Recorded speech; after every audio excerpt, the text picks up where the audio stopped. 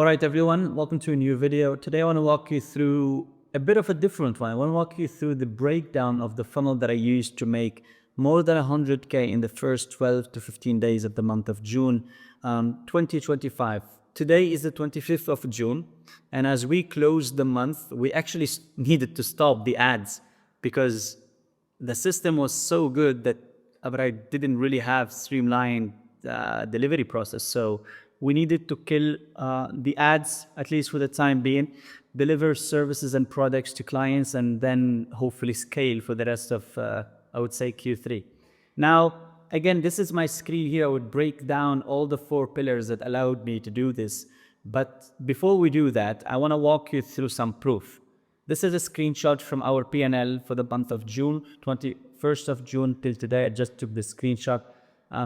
Now, we have a lot of other sources of revenue, other services, but AI systems implementation and consulting, we sold 420,000 dirham worth of AI customer acquisition system, and we sold an AI marketing system for 15,000 dirham, with a total of 435,000 dirham, which would be around 115,000 dirham, something within those lines.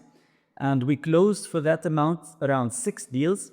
Now, the crazy thing is that we still have 3 deals in pipeline that are about to close, and 2 more deals, a total of 5 deals in pipeline and 6 deals closed.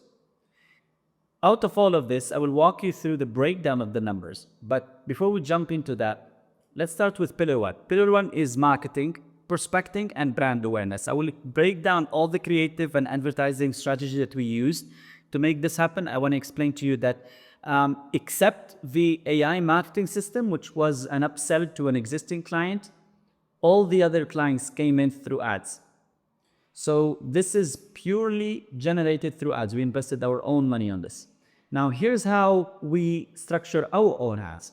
The purpose of we have multi-layer structure to our ad account, top of funnel, direct response, and retargeting, as you see here. The purpose of our top-of-funnel campaigns is to populate my personal Instagram profile with targeted prospects that could be interested in my consulting services. The only CPA of each ad is to send a DM with a keyword to access the free training. And the metrics we track for this are CPM, CPC, cost per click, and cost per follow. The ads, as you see, would look something like this. They would consist of lifestyle videos with intriguing, I would say, value-driven or maybe outcome-focused approach to the copywriting itself. So things like building a consulting business, learn how I scaled 200K per month with AI systems, DM me systems, and I will send you a guide. 100K per month consulting business with only 2 closures and an AI setter. POV, you made 1.4 million with an AI acquisition system. POV, my hybrid sales machine makes you $3 million per year hands off. So all of these ads, they go on into targeted the brand awareness engagement campaigns with hyper targeting audiences. And what we do here is as I said, I will walk you through how we quantify the ROI, because reality is the optimization on all of these campaigns are vanity metrics. So even this campaign setup, it's engagement. It's an engagement campaign. It's not a lead generation campaign. And the way we do this is, the first thing is the vanity metrics. We track profile visits. We track reach. As you see, this is, for example, from the 26th of May to the 24th of June screenshot of my account reach. I reached more than 100,000 people in the last 30 days, and 61.8% of them came through ads. This is another one on profile activity, profile visits over 5,350. And these are basically 118 people who clicked somewhere in my bio on a link. Now, thing is, all this is good. It puts you in front of potentially qualified people at a cheaper rate, but how do you actually quantify the ROI out of it? The whole optimization is for vanity metrics. This is my system on how I do that. All the CTAs, as I said, people see these ads, they click, it opens up something like this. Hey, lead name, let me know which keyword you saw on the ad, and I will send you the free training. And again, they can send whatever they saw on the ad. And then we built all of this on ManyChat. We built an AI-powered flow for each keyword, where this is an example of a flow for systems or even hybrid. The message will be, hey, first name, Brian's here from Sanad's AI team. Thanks for reaching out. Here's the link to watch the full breakdown of our AI acquisition system. We use the system to make, and it's a YouTube link.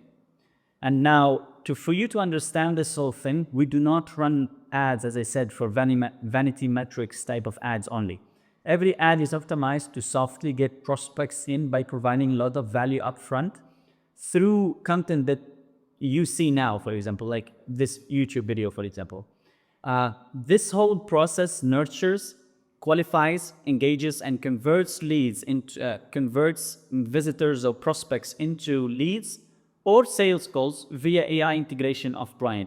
Brian, if you have watched any of my previous videos, you would know that Brian is an actual AI persona with a voice, with an image, with a face, with a personality, with a history or story.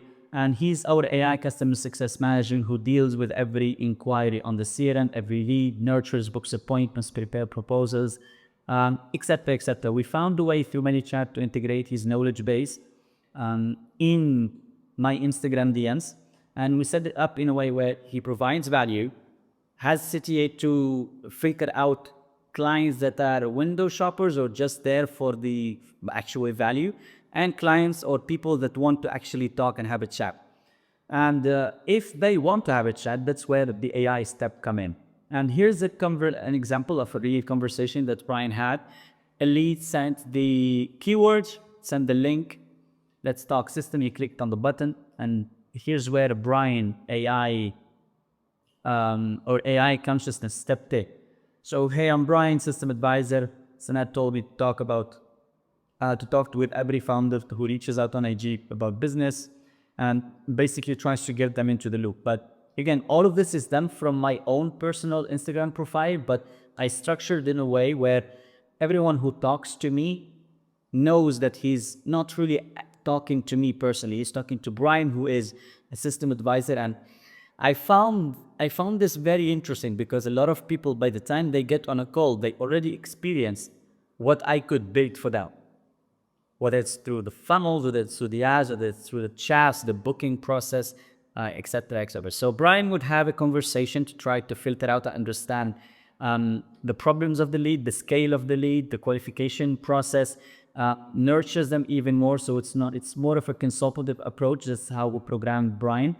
And he's not only pushing for the call, he will also, even though you opted in for value, he will even provide you with more value, depending on the problems you have. If you say we sort of have lead generation problems, he will share with you, or if you feel that you're stuck as a founder in your business, he will share with you video trainings from me talking about that specific problem you have.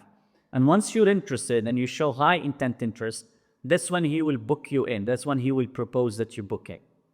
And from here, that's how we convert traffic at scale, because reality is with this type of structure, you get a lot of leads, but you don't need to do it. You don't need to filter through them manually. So by implementing all of this, we minimize 100% of the wasted time that could have been invested in doing all of this manually. So to cut it short, the flow out of this is top of funnel as lead magnet opt-in and appointment setting through Brian AI integration. The second pillar or phase of our paid advertising strategy is direct response. Now, our direct response strategy consists of interest and behavior-based targeting with direct offers to our consulting services. The creative strategy for this is video ads, demo videos, static ads, carousel ads, and we focus more on a results-based approach, so no fluff, no jargon, straight to the point type of ads. Here are some examples. This is a demo video on our AI acquisition system for B2B businesses. This is another demo video. This is a static ad with some intriguing results-based approach copy. Some carousel ads, a bit with storytelling, but also sharing a lot of results, sharing a lot of metrics in it. A video of me, again, direct response, completely straight to the point. And the thing here is we drive all of this traffic not to a DN conversion process powered by Rhine. We use landing pages here. And the conversion process for us is we use funnels built on Framer. Before we used to build them on Go High Level, even till now our CRM is Go High Level, but we build all of our landing pages and even our website is hosted on Framer. We love it. It's very amazing. It's amazing how it's built. It's very customizable, and it just gives you a more clean look and more professional look than Go High Level or ClickFunnels or whatever. All of our funnels are well designed, structured in a way that answers clients' objections and increase opt-in rates, which is what I will share with you later on. And I will blow you out with some really crazy metrics. But if you do this right, the same way I'm doing it, this will be the standard for you as well. These are some examples of our landing pages, mini BSL, clients you worked with, challenges to filter out leads, some valueless or social proof, more about the systems we sell and their transformations. And then here, a redirecting page to a calendar. So opt-in, calendar, pretty basic structure, but the content in it is what makes the difference. Now, the tools we use to make this happen is Go High Level surveys. Everything that you see here, whether it's the opt-in for leads or the appointment calendar, is hosted within Go High Level. So we use Go High Level surveys to qualify leads. We use Go High Level calendar to book and organize meetings through multiple closers or our closing team.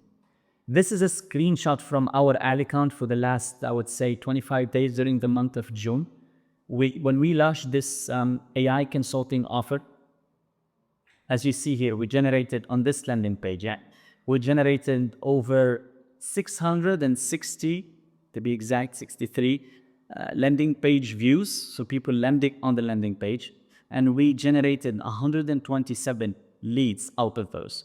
If you do basic math, the landing page conversion rate is 19.15%, which is, I mean, if you've been in marketing and the online space for quite some time, you would know that this is an insane metric. The reason we're able to do this is because, first of all, we had developed an insanely good product market fit. We know the pain points of the market, so the marketing is extremely relevant. And eventually, the landing page content is also speaking to the client's problems, fears, and desires. If you have been in the farm or any of my other consulting or even coaching or the educational products, you always hear me saying this. Problems create fears, fears create desires, and that's what you want to sell. That's how you want to structure your sales funnels, your sales pitches, your presentations, your ad copy, whatever it is. Now, moving forward to the last pillar or the last phase of our advertising strategy is the retargeting strategy. Our retargeting strategy strategically allows us to win back potential prospects who fall from the conversion process.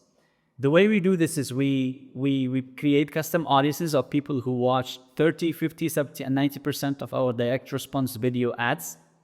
And we use custom audiences of landing page visitors over the last 190 days, form opt-in and no booking. People who opt into our ads or opt into our funnels but do not book a consultation, you also retarget those, even though they are in our ecosystem. Audiences that engage with our content, share, comment, whatever. And eventually Instagram visitors for the last 90 days. So everyone here that you see, we're retargeting them with direct response ads that come, all the data that come out of the top of funnel strategy, we retarget them in here. That's how it works. Now, the creative strategy is we use also we're testing this, but we use the content that we produce in the top of funnel strategy. We also use it as retargeting content for any lead that comes or any retargeting audience that comes from the direct response ads. And it worked well. It actually does work well.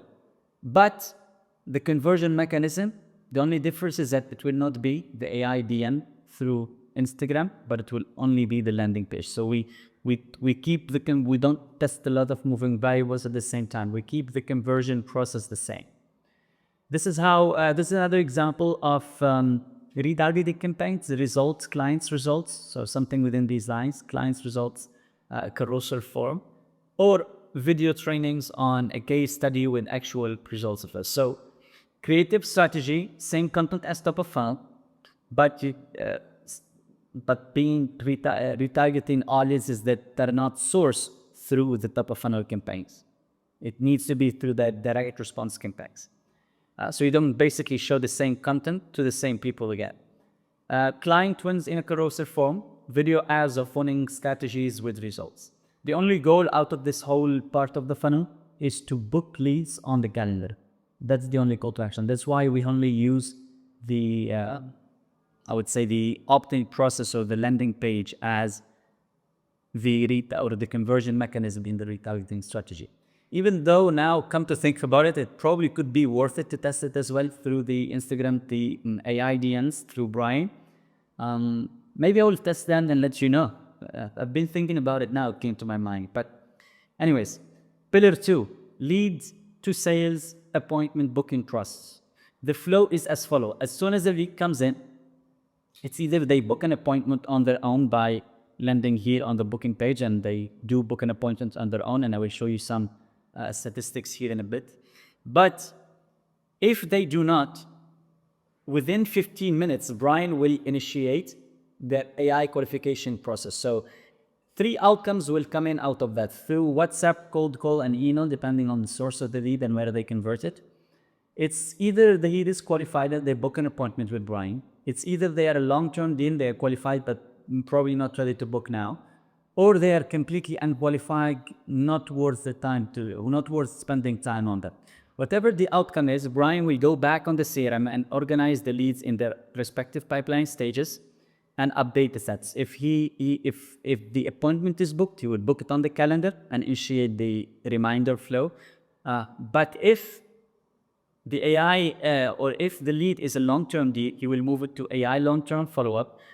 Again, and follow up with that lead through cross channels, on email and WhatsApp for weeks and weeks. And whatever the outcome is, there will only be one call to action in this system here, which is to book a consultation. Now, if the lead is disqualified, and we do this a lot, we were very strict with our disqualification process. We disqualify them immediately, where Brian will move them to unqualified leads, reach out to them, hey, you're unqualified, unfortunately, we can't cope with you, hopefully we hear from you in the future. So whenever it is, an appointment is booked, that's the most important part of our sales process, then that's how we move it to human closers. Now, to make all of this thing work, the metrics you track is the funnel conversion rate. It needs, the KPI for our business is 7 to 12%. It's very high. Most averages, if you're lucky, you'll be converting at 3.5%. But for us, if you do it the way we do it and you put in all of this effort, those numbers won't cut it. You will be able to compete at a really higher scale, I would say. The lead to call conversion ratio should be anything between 45 to 60%. The no-show rate should be, and the KPI should be lower than 20%. And the call to proposal ratio should be 50 to 70% of the calls. Make sense? Now, here's a screenshot of one of our landing pages. Now, the VSL and the training page. The VSL is the opt-in page. The training page is where there is a VSL with a training, or the training page actually, and a calendar. Out of the VSL, we're converting 12.9, almost 30% of leads. And on the landing page, we convert almost 25%, but our KPI is 45 to 60%. All the rest, we pick it up through this process here, through AI. So automatically, with no AI involvement, almost 25% of every lead that opts in book a consultation on their own. Anyone that's left to keep the benchmark on point, we implement this system for them to book them into consultations as soon as they are in our system. And this is basically our flow on how we make it work. Lead comes in. The first thing we do is we use Relevance AI and NA10 to build automations. First thing is AI lead enrichment, or lead profiling, some people call it. And we add back to the CRM. This is how it looks like. A lead comes in within seconds. Our AI system will do a full data scraping on them, find their LinkedIn, find what they do, their company, etc., etc. Their online sentiment, in a sense, are they qualified? Could they be fit for us or no? And based on this, we decide whether to disqualify leads or it would be interesting to have a chat. From here, leads would be organized in new pipeline stage where all of this would happen. If 15 minutes after their opt-in, they book a meeting or they do not book a meeting, they have settled flows. If they book a meeting, it's very simple. They move to AI qualified leads or, as you see here, demo booked, and AI WhatsApp and email confirmation and reminders flow will be triggered till the date of their appointment with cross-platform reminders, cross-platform nurturing sequences to make sure that they actually show up, sharing with them not only reminders of their calls, but also case studies, video trainings, educational content to make sure that they are warmed up to the actual call and they actually show up. And all of this is done through Brian until the date of the sales call. Where it gets interesting, if they do not book a consultation, within 15 minutes, a CRM update will move them, or Brian will go back and move them to contacted in AI call and follow up. So this is a lead that is in process by Brian, but still didn't book a consultation. The first aspect is Brian will give them a call. We use VAPI to make this happen. Now, within that fold, Brian is integrated not only to his existing knowledge base to educate them, have a conversational chat with them and try to book them in, but also is in their integration through the call to our calendar to propose times in real time and book them in real time and initiate the WhatsApp flow. So if through the call, Brian book them in or do not book them in, the next thing that will happen is Brian will go through my own LinkedIn and send, because during this research, he will find the LinkedIn profile of the person or of the lead. So whether he books them in on the call or not, he will go on and from my own profile on LinkedIn, send them a LinkedIn request saying, hey, Brian, inform me about your call and interest in AI systems or growing your business. I felt it would be nice to connect here as well and share more value. And since I am active on LinkedIn, I share a lot of content.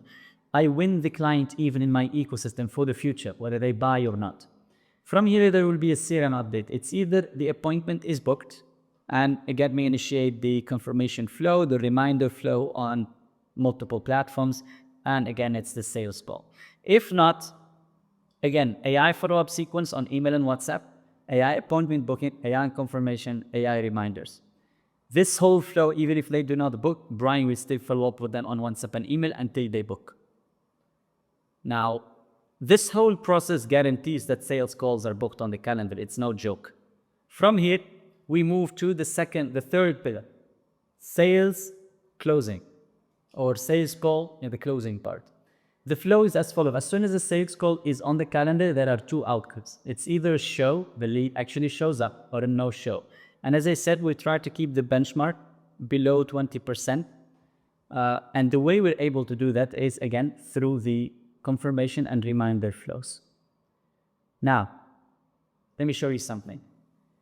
If the lead doesn't show up, Brian will, eventually the closer will just modify lead as a no-show. Brian automatically will go back and move them to a no-show stage and initiate the AI no-show flow and nurture and try to book them in again for a new consultation.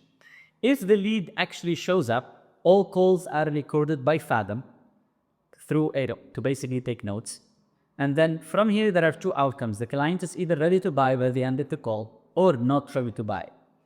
And if the client is not ready to buy, Brian will move that again. He will understand all of this from the recording and will take action. We'll go back to the CRM and move the lead to AI on follow-up and start following up with them again with education content, etc., until they are ready to book another call and move forward with the process.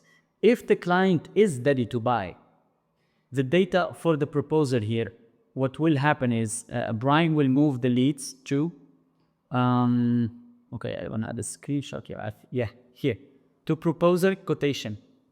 And from here, because he's connected to Go high level documents, he has a template where he will use the CRM contact details, data from the recording to create a template of the proposal. Now, reality is the proposal and service agreement are not the best so far. So they still need to be manually approved and manually modified by the closer who took that call. But at least it cuts off, I would say, even if it's 30, 40% of the maybe time invested in it, it's still a good deal for us.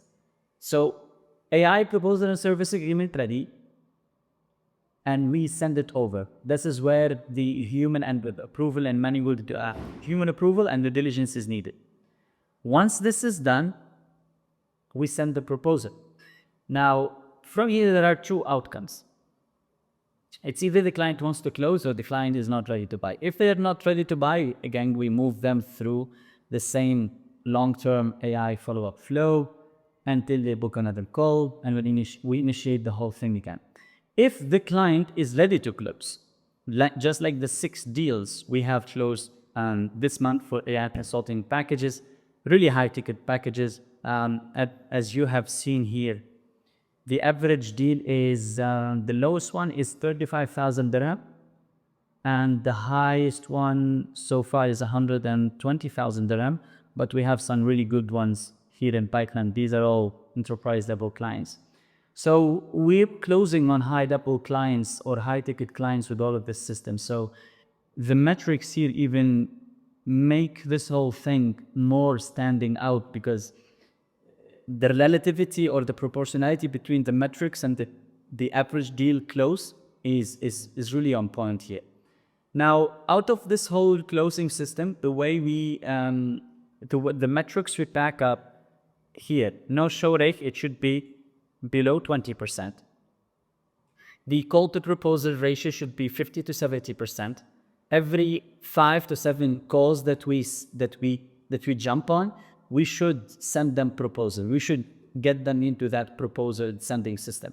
Otherwise, and we're able to do this because we filter out leads religiously prior to getting on the call.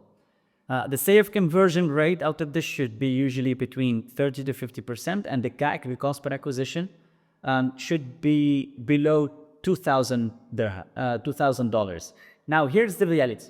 The average client spends between 10,000 on a bare minimum up to 45,000 on the higher end on our AI consulting packages. Our KPI was $2,000, but our actual CAC for the last 25 days, I would say, was $980.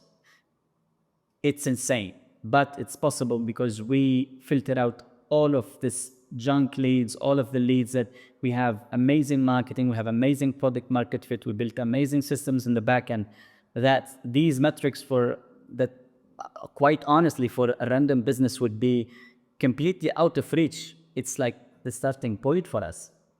The way we make this happen, even in terms of closing and making sure all the closers are well prepared for the calls, is by once every lead is qualified by Brian and books a call, it goes to our closers.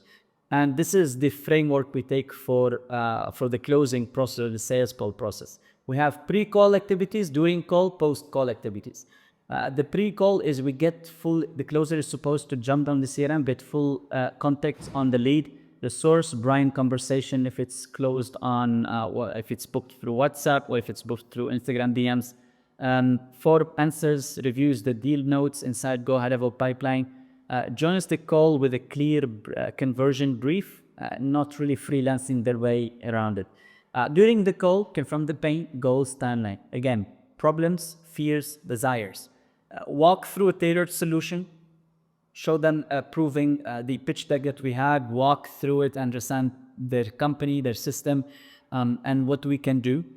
One thing to keep in mind is our marketing is very niched out. So we don't do as, hey, if you have a business, come work with us, we can build. No, we focus on sub niches. So even though we work with multiple niches, but every niche has its own marketing. This allows us also to have more, I would say, not only product market fit, but more, we resonate more with our audience in terms of marketing.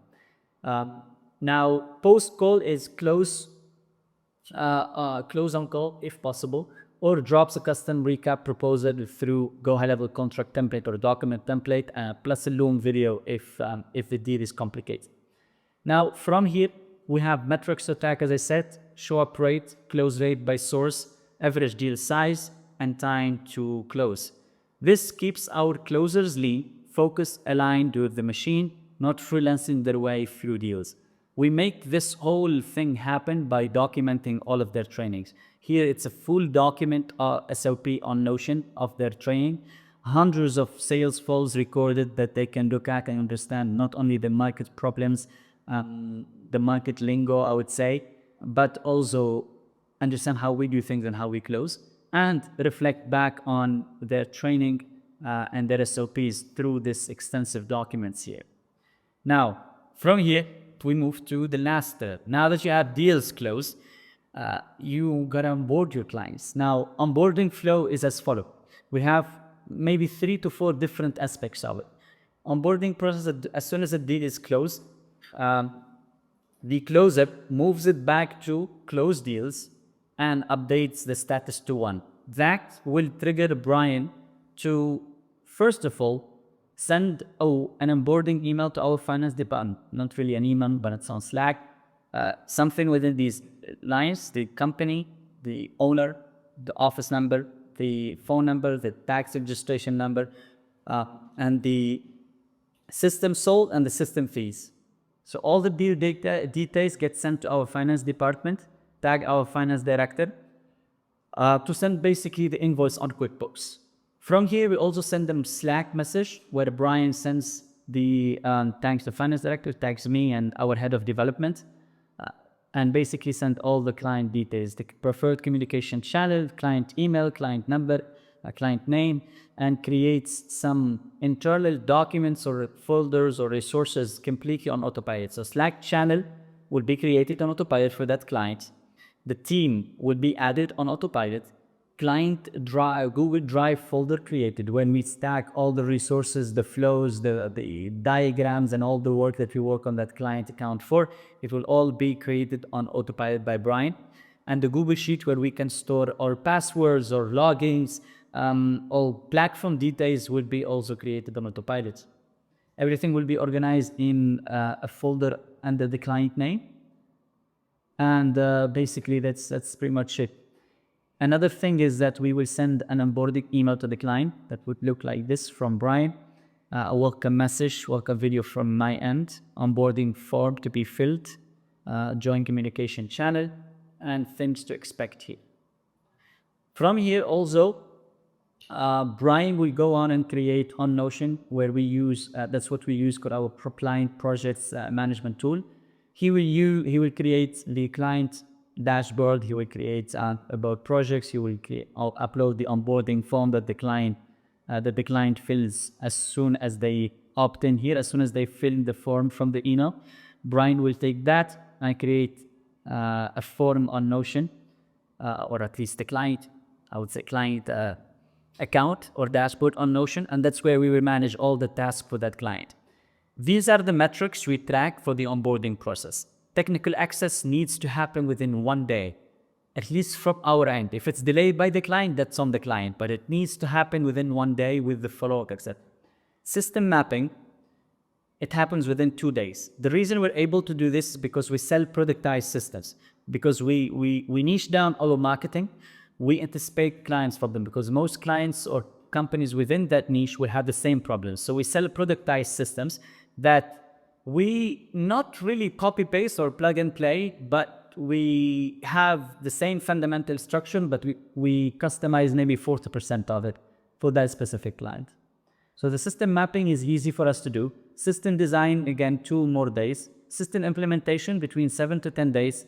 System testing 3 days, and then system delivery within 2 to 3 weeks maximum. Now, the way we make this whole thing happen for the onboarding process is we build the whole automations on NA10 and make.com for the most of it. The welcome email, onboarding clients, onboarding notification sent to client on Slack to onboarding team, deal details sent on Slack to finance department, Slack channel created and team members, client delivery folder created, All of that happens, as you see here, through make.com. Now, it's been a long video. I appreciate you hanging out here for, I think, 40 minutes now. Again, this is how insane or insanely easy business can get if you actually do it right. We literally needed to stop the ads because we cannot handle. I know for a fact that once we've been, since the last 2 weeks, we've been working on the backend, hiring more developers, hiring more people, and integrating them within our culture. And I know for a fact that once we have the backend dialed in, we would be able to scale insanely well. We can be easily at 500K, 600K, 700K, even $1 million per month within the next 12 months, 15 months. I know that for a fact. So, because everything is predictable, nothing is for doubt. I'm not coming up with numbers. I'm just multiplying metrics and applying this at economy of scale. So with this being said, I hope you enjoyed the video. It was a lengthy one, and I will see you in the next one. Thank you.